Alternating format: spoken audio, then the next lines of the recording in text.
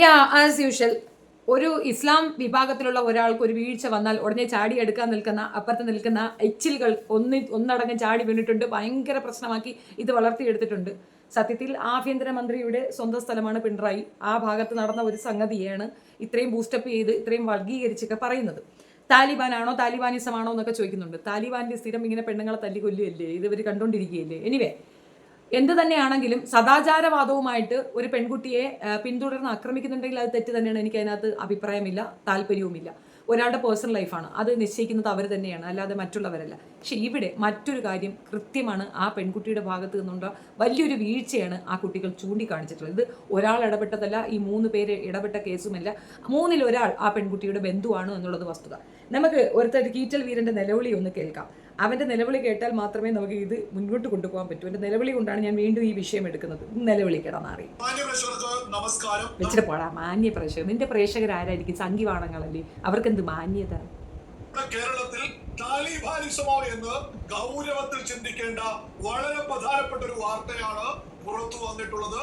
സദാചാര ഗുണ്ടകൾ കാരണം ഒരു യുവതി, 40-കാരി റസീന എന്ന് പറയുന്ന ഒരു യുവതി തൂങ്ങി മരിച്ചിരിക്കുന്നു. ഈ സംഭവം നടന്നിട്ടുള്ളത് കണ്ണൂരിലാണ്. പിണറായി കായലോട് പറമ്പായിൽ എന്ന് പറയുന്ന സ്ഥലത്താണ് ഈ ഒരു വിഷയം നടന്നിട്ടുള്ളത്.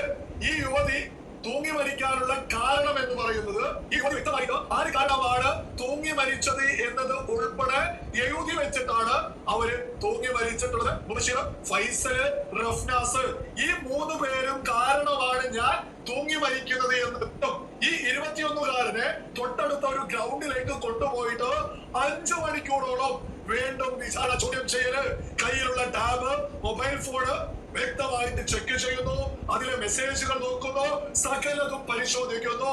അവിടെയും തീർന്നിട്ടില്ല. ആ 5 മണിക്കൂറിലെ ചോദ്യം ചെയ്യലിന് ശേഷം ഈ പറയുന്ന 21-കാരനെ കൊണ്ട് പറമ്പായിലെ SGPI ഓഫീസിലേക്ക് ഈ പറയുന്ന 3 പ്രതികൾ കൂടിയിട്ടു. മാത്രമല്ല ആ യുവാവിന്റെയും ആളുകളെ വിളിച്ചു വരുത്തുന്നു. അവിടെ നിന്ന് കാര്യങ്ങൾ ചോദ്യം ചെയ്യലുകൾ നമ്മളൊക്കെ എന്താണ് കേട്ടുകൊണ്ടിരിക്കുന്നത്? നമ്മൾ ഇത്തരം കാര്യങ്ങളൊക്കെ എവിടെയാണ് കേൾക്കാറുള്ളത്? താലിബാൻ ഭരിക്കുന്ന സ്ഥലത്തല്ലേ ഒരു സ്ത്രീക്കും ഒരു യുവാവിനും സംസാരിക്കാൻ പോലും, നേരിട്ടൊന്ന് കാണാൻ പോലും സമ്മതിക്കാത്ത ഒരു ഭരണകൂട സംവിധാനം എന്ന് പറയുന്നത് താലിബാനാണ്. അതേ ഒരു സംവിധാനം നമ്മുടെ കേരളത്തിൽ നടത്താനാണോ ഈ പറയുന്ന 3 പേരൊക്കെ ശ്രമിച്ചത്? നമ്മൾ കമന്റ് ബോക്സുകളിൽ പല രീതിയിലുള്ള ആളുകളെ നമ്മൾ കാണാറുണ്ട്. ഇത് രംഗത്തിറങ്ങി ഒരു യുവതി തൂങ്ങി മരിച്ചിരിക്കുന്നു. അല്ല, ഗാസക്കും പരസ്യത്തിന് വേണ്ടിയിട്ട് ചാടി വീണ് തുള്ളി നടന്നിരുന്ന ആളുകളൊക്കെ ഇപ്പോ എവിടെ പോയി? ഒരു യുവതി തൂങ്ങി മരിച്ചിരിക്കുന്നു. 3 നെറികെട്ടവന്മാർ കാരണം. ഇതിനെതിരെ ആർക്കും ഒരു മനസ്സിലാവൂലേ? മനുഷ്യത്വം, ഗാസയിലെ മനുഷ്യത്വം, പരസ്യയിലെ മനുഷ്യത്വം, നിരന്നു എന്ന് പറയുന്ന ആളുകളൊക്കെ ഇപ്പൊ എവിടെ? അവർക്ക് വേണ്ടി റാലി നടത്തിയവർക്ക് ഇപ്പോ എവിടെ? തള്ളേത് കടിക്കുമെന്ന് തോന്നുന്നു. മോദി SGPI പ്രവർത്തകര് 3 പ്രതികൾ ചെയ്തു കൂട്ടിയതിന്റെ ആരാണ് ഇവർക്കൊക്കെ? ആരാണ് ഇവർക്ക് അധികാരം?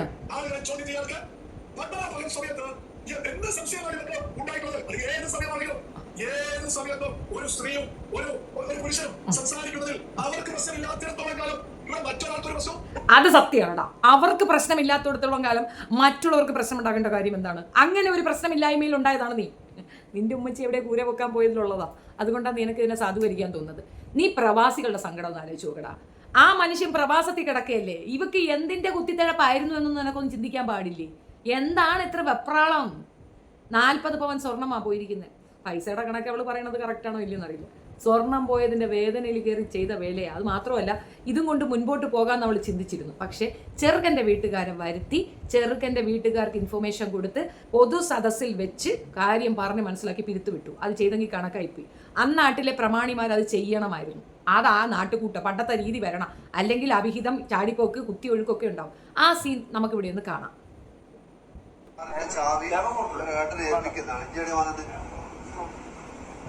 ഏൽപ്പിക്കുന്നതാണ്. ഫോണ് നമ്മൾ കസ്റ്റഡിയിലുണ്ടാവും. ചോദിച്ചു ഇവരുടെ അടുത്ത് പൈസ അല്ലെങ്കിൽ നമ്മൾ വാങ്ങിച്ചില്ല.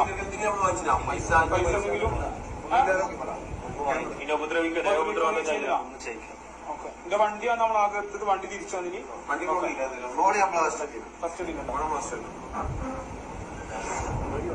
ആളെ കണ്ടില്ലേ? ചോദിക്കുന്നത് കേട്ടില്ലേ? നിന്നെ തല്ലിയിട്ടുണ്ടോ? ഇല്ല. വേറെന്തെങ്കിലും ചെയ്തിട്ടുണ്ടോ? ഇല്ല. എവിടെ? ചാവി നിന്റെ കയ്യിൽ നിന്ന് വണ്ടിയുടെ ചാവി വാങ്ങിയിട്ടുണ്ട്. അത് നിന്റെ സഹോദരന്റെ വാപ്പ ആരാ ബന്ധുവിന്റെ കയ്യിൽ കൊടുക്കുന്നു, എല്ലാം കൊടുക്കുന്നു. മൊബൈൽ തരത്തില്ല. എന്തുകൊണ്ട് തരത്തില്ല? ബ്ലാക്ക് മെയിലിംഗ് നടക്കുന്നുണ്ടെന്ന് വിചാരിച്ചിട്ടാണ്. ബ്ലാക്ക് മെയിലിംഗിൽ അവിടെ നടക്കുന്നത്. സത്യം പറഞ്ഞാൽ ഇതിന്റെ കൃത്യമായ തെളിവെടുപ്പ് നടത്തണം. ഇവൻ CPM കാരനാണെന്നാണ് അറിയുന്നത്. സ്വന്തം പാർട്ടിക്കാരനെ രക്ഷപ്പെടുത്താൻ വേണ്ടിയിട്ട് മറ്റു വിഭാഗക്കാർ, അതും ഒരു രീതിയിലുള്ള പെയിൻഫുൾ ആക്റ്റും ഇല്ലാത്ത ഇടത്ത് ഈ പോക്കർത്തരം പറഞ്ഞുണ്ടാക്കുന്നത് ഒരു കാരണവശാലും അക്സെപ്റ്റ് ചെയ്യാൻ പറ്റാത്തതാണ്. ഈ വീഡിയോയിൽ നിന്ന് നിങ്ങൾക്കത് മനസ്സിലാവുന്നുണ്ടല്ലോ. ഇനി നമുക്കിത് വിശദമായിട്ടൊരു വാർത്തയിൽ കൂടെ കേൾക്കാം. കണ്ണൂർ കായലോട് സദാചാരാക്രമണത്തെ തുടർന്ന് ആത്മഹത്യ ചെയ്ത റസീനയുടെ ആൺസുഹൃത്തിനെ SDPI ഓഫീസിൽ എത്തിച്ച ദൃശ്യം 24-ന് ലഭിച്ചു. SDPI ഓഫീസിൽ വെച്ച് യുവാവിന് വിചാരണ നടത്തി എന്നായിരുന്നു പരാതി. എന്നാൽ യുവാവിന്റെ ബന്ധുക്കളെ വിളിച്ചു വരുത്തി ചർച്ച ചെയ്യുക മാത്രമാണ് ചെയ്തതെന്നാണ് SDPI വിശദീകരണം. നേരെ തിരിച്ചിട്ട് നമുക്ക് പറയാൻ അറിയില്ല. ഒരു പാവപ്പെട്ട നിരപരാധി നേരെ വാരവിട്ടേക്ക് പോകുന്നു. ഞാൻ വലിയ വിഷയമൊന്നുമില്ല.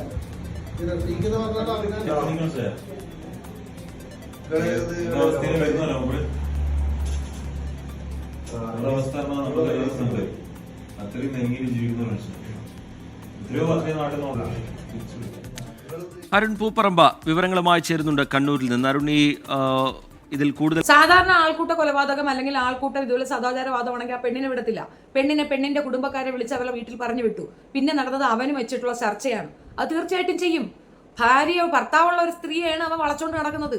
അത് സൗഹൃദമല്ല എന്ന് അവളുടെ ഉമ്മ തന്നെ പറയുകയല്ലേ. അവളുടെ ഉമ്മ വ്യക്തമാക്കുകയാണ് 3 വർഷമായി രണ്ടും കൂടെ ഡിങ്കോലാവിയായിരുന്നെന്ന്. അത് എന്ത് തരം ബന്ധമായിരുന്നാലും അതിര് വിട്ട ബന്ധമായതുകൊണ്ടാണ് വീട്ടിൽ നിന്ന് മാറി കാറിൽ വന്നിരുന്ന് സർക്കസുകൾ കാണിക്കുന്നത്. അത് കയ്യോടെ പൊക്കിയെങ്കിൽ അവർ എത്രയോ ദിവസം കൊണ്ട് ഇത് വാച്ച് ചെയ്യുന്നുണ്ടെന്നല്ലേ അർത്ഥം.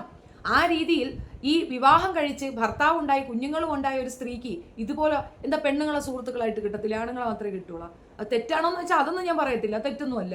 പക്ഷേ അതിൻ്റെ ഇടപാടിൽ ഒരുപാട് പൈസകൾ ക്രയവിക്രയം നടത്തിയിട്ടുണ്ടെങ്കിൽ അത് ശരിയായൊരു ബന്ധമാണോ?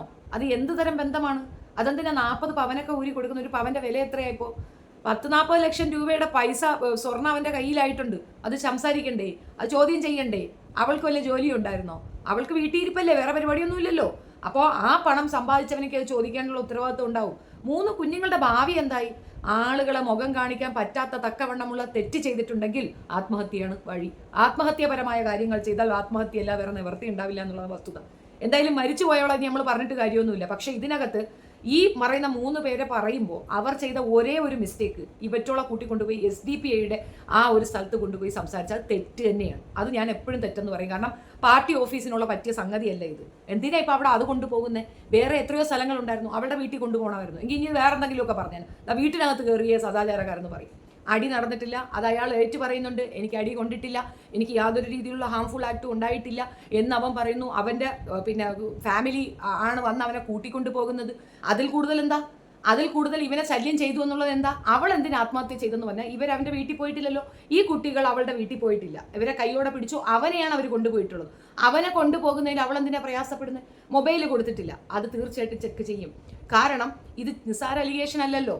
ഇത് സത്യം പറഞ്ഞു കഴിഞ്ഞാൽ ആ വീട്ടുകാർ നാണക്കേട് ഭയന്നുകൊണ്ട് ഇത് ഒളിച്ചു വെക്കാൻ ശ്രമിച്ചതിലാണ് ഇത് ഇത്രത്തോളം വൾഗറായെന്നാണ് മനസ്സിലാകുന്നത്.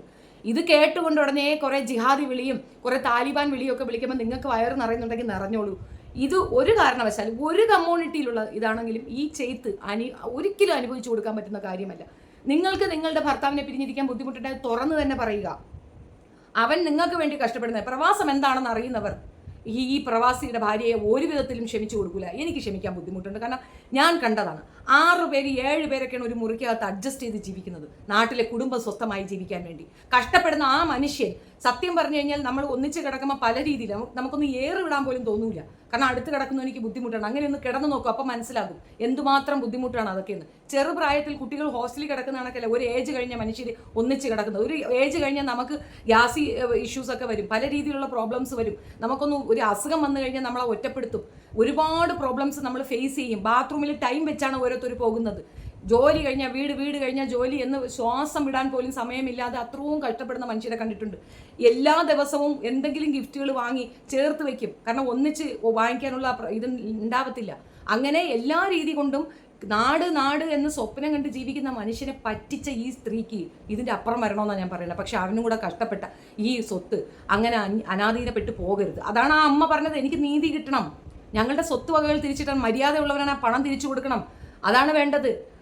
അവൻ സമ്പാദിച്ചതല്ലേ ഈ 40 പവൻ. അവളുടെ ഭർത്താവിന് കൊടുത്തിട്ട് നിങ്ങൾ ഇവിടെ എന്തെങ്കിലും ബിസിനസ് ചെയ്താൽ നിങ്ങൾ ഗൾഫിൽ പോകണ്ടെന്ന് പറഞ്ഞിട്ടുണ്ടായിരുന്നെങ്കിൽ സ്വസ്ഥമായിട്ട് അവനെ കൂടെ നാട്ടിൽ നിന്നുകൂടായിരുന്നോ?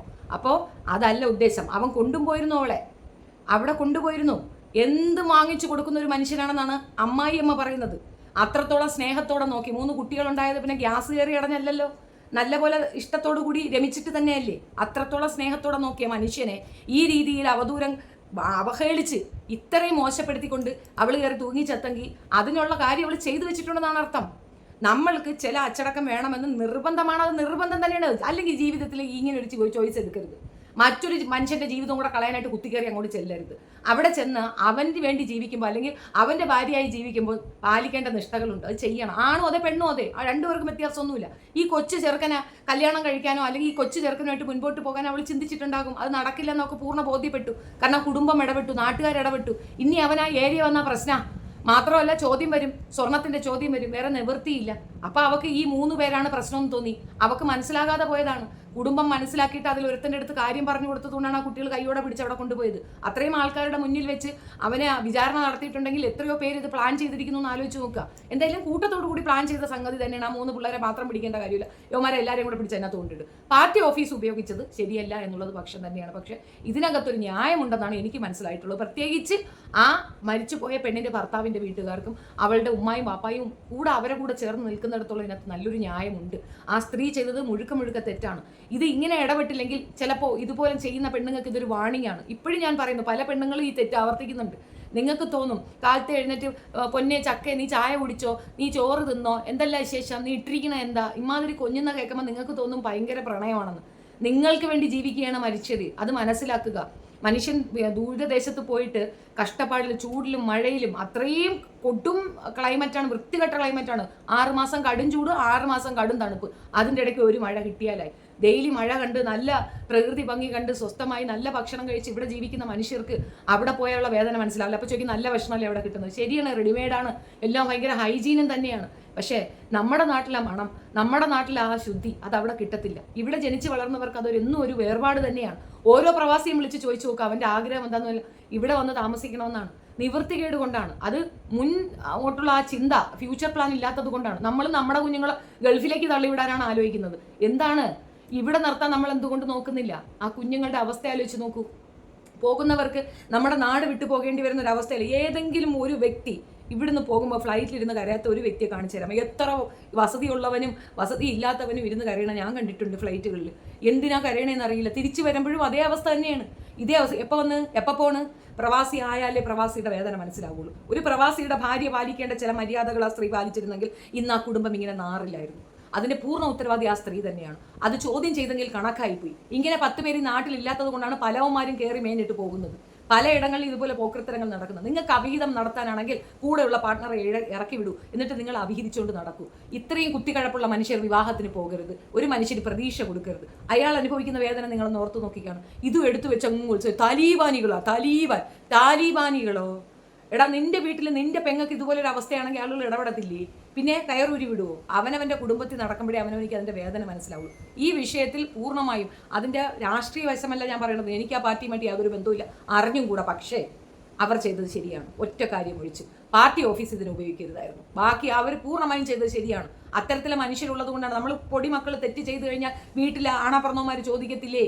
വീട്ടിലുള്ള മുതിർന്നവരെന്തിനാണ്? ആ നാട്ടിലെ മുതിർന്ന ആൾക്കാരല്ലേ ചോദിച്ചിരിക്കുന്നത്? അവർ ബന്ധുക്കളല്ലേ, അവർ ചോദിക്കണ്ടേ? ചോദിക്കണം. ഇന്നത്തെ കാലത്തെല്ലാം ന്യൂക്ലിയർ കുടുംബമായിട്ട് അവൻ്റെ കാര്യം തോന്നിയാണങ്ങ് നടന്നു പോവുകയാണ്. എത്രയോ കുടുംബങ്ങളിൽ കൊലപാതകങ്ങൾ നടക്കുന്നു. കുടുംബം ഒന്നിച്ചിരുന്നെങ്കിൽ ആ കൊലപാതകങ്ങൾ നടക്കുമോ? വ്യഭിചാരം നടക്കുമോ? ഇല്ല. കുടുംബത്തിൽ യോജിപ്പുണ്ടാവണം. ആ യോജിപ്പ് ഇന്നില്ല. അതുണ്ടെങ്കിൽ അത് വലിയ കാര്യം തന്നെയാണ്. സദാചാര കൊലപാതകമാണെങ്കിൽ ഇതിങ്ങനെയല്ല കൊല്ലുക, കൊല്ലുക ചെയ്യുക. അതൊന്നും അല്ലല്ലോ സംഭവിച്ചത്. അവളെ വെറുതെ വിട്ടിട്ടുണ്ട്. അവനെയും മര്യാദയ്ക്ക് വളരെ കാര്യമായി പറഞ്ഞ് മനസ്സിലാക്കി കൊടുത്തിട്ടാണ് വിട്ടിരിക്കുന്നത്. പിന്നെ ഇവിടെ എവിടെയാണ് ഈ കൊലപാതകം നടന്നതെന്ന് പറയാമോ? അവൾ തൂങ്ങിച്ചാകുന്നത് ആത്മഹത്യാപരമായ കാര്യങ്ങൾ അവൾ ചെയ്തത് കൊണ്ടാണ്. അവൾ തർക്കിക്കുന്നു എന്നുള്ളതാണ്. നിങ്ങളുടെ അഭിപ്രായം കമൻറ്റിൽ രേഖപ്പെടുത്തുക. വീഡിയോ ഇഷ്ടപ്പെടുകയാണെങ്കിൽ ലൈക്ക് ചെയ്യുക, ഷെയർ ചെയ്യുക, ആൻഡ് സബ്സ്ക്രൈബ് മൈ ചാനൽ. ഈ വിഷയവും വീണ്ടും സംസാരിക്കേണ്ടി വരുമെന്നുള്ള ഒരു ബുദ്ധിമുട്ട് എനിക്കുണ്ട്. കാരണം ഇത് നിർത്തുന്ന കോള് അപ്പുറത്തുനിന്നില്ലെങ്കിൽ നമ്മൾ നിർത്തത്തില്ല, അത്രയേ ഉള്ളൂ. ഇതിൻ്റെ എക്സ്പ്ലനേഷൻ വീഡിയോ ഞാൻ തുടരെ ചെയ്യും. കാരണം എനിക്ക് കിട്ടുന്ന റെക്കോർഡ് അനുസരിച്ച് ഞാൻ വീണ്ടും വന്ന് വീഡിയോ ചെയ്യുകയാണ് പ്ലാൻ ചെയ്തിരിക്കുന്നത്. Thank you so much. ലാസ്റ്റാണ് ഇതിൽ SDP എന്നുള്ളതല്ല. SDP പ്രസ്ഥാന നിലയിൽ ഒരു ഈ പ്രശ്നം ഇടപെട്ടിട്ടില്ല. ഇതിൽ കോംപ്രമൈസിന് ഈ അവസാനം അവിടെ ഇരിക്കാൻ സ്ഥലം കൊടുത്തു എന്നത് മാത്രമാണ് നമ്മുടെ റോള്. നമ്മൾ അതിൽ കണ്ടീഷൻസ് നമ്മൾ പങ്കാളികളല്ല. അതിൽ ചെയർ നമ്മളല്ല. ചെയർ അത് മഹിള നേതൃത്വമാണ്. ഈ ചർച്ച നടന്നത് SDP പ്രാദേശിക നേതാക്കളുടെ നേതൃത്വത്തിലായി, നാട്ടിലെ പൗരപ്രമുഖരുടെ നേതൃത്വത്തിൽ ഉപ്പ ആവശ്യപ്പെട്ടതിനനുസരിച്ച്. അവിടെ SDP ചെയറല്ല. മുസ്ലിം ലീഗിന്റെ ധർമ്മടം മണ്ഡലം ജോയിന്റ് സെക്രട്ടറി ഉണ്ടായിരുന്നു. ഇതിന്റെ പേര് മുസ്തഫ ഉണ്ടായിരുന്നു. കൊളച്ചേരി ഈ പയ്യന്റെ ഭാഗത്ത് നിന്ന് വന്ന കൊളച്ചേരി ഗ്രാമപഞ്ചായത്ത് മെമ്പർ അഷ്റഫ് ഉണ്ടായിരുന്നു. അവിടെ കോൺഗ്രസിൻ്റെ പള്ളിപ്പറമ്പ് സ്കൂൾ PTA പ്രസിഡന്റ് ഉണ്ടായിരുന്നു മഹമ്മൂദ് എന്ന് പറഞ്ഞിട്ട്. അതുപോലെ ഈ ഇവൻ്റെ ജ്യേഷ്ഠൻ ഉണ്ടായിരുന്നു നൗഷാദ്. ഇങ്ങനെ തുടങ്ങിയ എല്ലാ പെണ്ണിൻ്റെ ഉപ്പി ഉണ്ടായിരുന്നു. ഇപ്പോൾ CPM ബ്രാഞ്ച് കമ്മിറ്റി അംഗമാണ്. പെണ്ണിൻ്റെ സഹോദരൻ ഉണ്ടായിരുന്നു. എല്ലാവരും ഉണ്ടായിരുന്നു. ഒരു പാർട്ടി കുടുംബമാണെന്ന് പറയുന്നു. പക്ഷേ അവിടെ CPM-ന്റെ ഒരു ഇടപെടലുകളൊന്നും ഈ കാര്യത്തിൽ ഉണ്ടായിരുന്നില്ല. ഇടപെടലാണ് ഈ പ്രശ്നത്തിലേക്ക് വഴി CPM-ന്റെ ഭാഗത്ത് എന്ത് ഇടപെടലുകളാണ്? ഇടപെടൽ എന്ന് പറയുന്നത് ഈ കേസെടുക്കാനും കേസെടുപ്പിക്കാനും ഒരു വസ്തുതാവിരുദ്ധമായ വാർത്തകൾ നൽകാനും CPM ആണ് മുൻകൈയെടുത്തത്. CPM-ന്റെ രാഷ്ട്രീയ ഗൂഢാലോചന എന്നെ തന്നെയാണ് ഇതിലുണ്ടായത്, മറ്റൊന്നല്ല. കാരണം ഇന്ന് ഇപ്പോൾ അവരുടെ കേന്ദ്ര കമ്മിറ്റി അംഗം ശ്രീമതി ടീച്ചറുടെ സ്റ്റേറ്റ്മെന്റുകൾ കണ്ടിട്ടുണ്ടാവും. പറഞ്ഞിരിക്കുന്നത് ഇത് സദാചാര ഗുണ്ടായിസാണ്. ശരിക്കും ഇന്നലെ CPM-ന്റെ DYFI-യുടെ നേതാവാന്ന് തോന്നുന്നു ഷപ്പിന അവിടെ പോയപ്പോൾ ഉമ്മ പറയുന്നുണ്ട്, നിങ്ങളാണ് പ്രശ്നം വഷളാക്കിയത്. ഇന്നലെ മാധ്യമ പ്രവർത്തകരോട് ഉമ്മ പറയുന്നുണ്ട് പാർട്ടിയാണ് വഷളാക്കിയത് എന്ന് പറയുമ്പോൾ അത് രാഷ്ട്രീയ ഗൂഢാലോചന ഉണ്ടായിട്ടുണ്ടാവുമല്ലോ. ഉമ്മ പറയും, നമ്മളല്ല, ഉമ്മ പറയുന്നത് പാർട്ടിയാണ് വഷളാക്കിയത് എന്ന് മാധ്യമ പ്രവർത്തകരോട് പറയുന്നുണ്ട്. ഈ സംഭവത്തിന് ശേഷം നമ്മൾ സംസാരിക്കാൻ സ്വാഭാവികമായിട്ട് നമുക്ക് ബന്ധമൊന്നുമില്ല. പ്രാദേശികമായി അവർ സംസാരിച്ചിട്ടുണ്ട്. അവർ കൃത്യമായി ബോധ്യമുണ്ട് നമ്മളിതിന് നിരപരാധികളാണ്, നമ്മളിതിനൊരു പങ്കുമില്ല, ഇത് വെറുതെ വലിച്ചയച്ചതാണ്. ഇതൊരു ഒരു ധർമ്മട മണ്ഡലം എന്ന് പറയുന്നത് പാർട്ടിക്ക് പിണറായി വിജയൻ്റെ മണ്ഡലമാണ്. അവിടെ മുഴപ്പിലങ്ങാട് പഞ്ചായത്തിൽ പാർട്ടിക്ക് മേധാവിത്വമുണ്ട്. ഇതില്ലാതെ പ്രത്യേകിച്ച് വളർന്നുകൊണ്ടിരിക്കുന്ന പ്രസ്ഥാനം അത് ഇല്ലാതാക്കാനുള്ള ഒരു ഗൂഢാലോചന ഇതിൽ നടന്നത്. അത് ഇത്ര വളരെ എന്താ പറയുക, ഇതൊരു കുടുംബപരമായി തീരേണ്ട ഒരു സംഗതിയെ പെണ്ണിൻ്റെ സുഹൃത്തിൻ്റെ വഞ്ചിക്കപ്പെട്ട് ആത്മഹത്യയിലേക്ക് നയിച്ചൊരു സംഭവം പാർട്ടിയെ ബോധപൂർവ്വം വലിച്ചയച്ചു കൊണ്ടുവരികയാണ്. ബോധപൂർവ്വം വലിച്ചയച്ചു എന്ന് പറയുമ്പോഴും STPയുടെ ഇടപെടലുകൾ അവിടെ ഉണ്ടായിട്ടുണ്ട്. കാരണം അറസ്റ്റിലായിരിക്കുന്നത് STPI പ്രവർത്തകരാണ്. ഈ ചർച്ച നടന്നിരിക്കുന്നത് STPI ഓഫീസിലാണ്. അപ്പം STPയും അവിടെ പ്രതിക്കൂട്ടിലായിരിക്കുക. ഈ പെൺകുട്ടിയുടെ ഉമ്മ പറയുന്നുണ്ട് നേരത്തെ ആത്മഹത്യക്ക് ശ്രമിച്ചിട്ടുണ്ട്. അന്ന് സദാചാര വിചാരണയൊന്നും നടന്നിട്ടില്ലല്ലോ. എന്താ ആത്മഹത്യക്ക് ശ്രമിക്കാനുള്ള കാരണം? എന്താണ് അങ്ങനത്തെ ആത്മഹത്യ ടെൻഡൻസി നമുക്ക് വരാനുള്ള കാരണം? എന്താണ് അവർ മാനസിക പീഡനം അനുഭവിക്കുന്ന ഉമ്മ പറഞ്ഞത്? ഈ വിചാരണ നടന്നുകൊണ്ടല്ലോ. അപ്പോൾ യഥാർത്ഥത്തിൽ STP വലിച്ചേക്കാണ്. ഇവിടെ ഒരു പെൺകുട്ടിയുടെ അഭിമാനവും ഉപ്പയുടെ ഉമ്മയുടെ അഭിമാനം സംരക്ഷിക്കുന്നതിന് ഭാഗമായാണ് നാട്ടുകാർ അത്ര മധ്യസ്ഥത്തിന് ഇരുന്നത്. അതല്ലാതെ പെൺകുട്ടിയെ വഷളാക്കാനല്ല. ശരിക്കും ഇതിൽ പെൺകുട്ടി ആത്മഹത്യയിലേക്ക് വരാനുള്ള കാരണം ഈ പെൺകുട്ടിയുടെ സുഹൃത്ത് തന്നെയാണ്. സുഹൃത്തിൻ്റെ ഒരു ഫ്രോഡാണ്. അത് മാത്രമല്ല സുഹൃത്തിൻ്റെ വീട്ടുകാർ കേസ് കൊടുത്തിട്ടുണ്ട് മയിൽ പോലീസ് സ്റ്റേഷനിൽ. അവരുടെ സ്വർണ്ണവും പണമൊക്കെ നഷ്ടപ്പെട്ടിട്ടുണ്ട്. അങ്ങനത്തെ രീതിയിലുള്ള ഒരു ക്രിമിനൽ പശ്ചാത്തലമുള്ള ഒരാളാണ്. മറ്റൊരു കാര്യം, ഈ സുഹൃത്തിന്റെ പ്രതിനിധികളായി അവരുടെ നാട്ടിലുള്ള ജനപ്രതിനിധികളും ബന്ധുക്കളൊക്കെ വന്നു പറഞ്ഞു. ഇവരൊക്കെ വിളിച്ചു വരുത്തിച്ചത് അവിടുത്തെ പ്രാദേശിക STPI നേതാക്കളാണ്, റസീനയുടെ ബന്ധുക്കളൊക്കെ. ഈ വിഷയത്തിൽ അവർ കോംപ്രമൈസ് അവസാനിപ്പിക്കണമെന്ന അർത്ഥത്തിലാണ് വിളിച്ചു വരുത്തിയത്. എന്നാൽ ഈ കേസുമായി ബന്ധപ്പെട്ട് STPI രാഷ്ട്രീയപരമായിട്ടുള്ള ഒരു രീതിയിലുള്ള ഇടപെടലുകളും നടത്തിയിട്ടില്ലെന്നാണ് STPI നേതാക്കൾ വിശദീകരിക്കുന്നത്.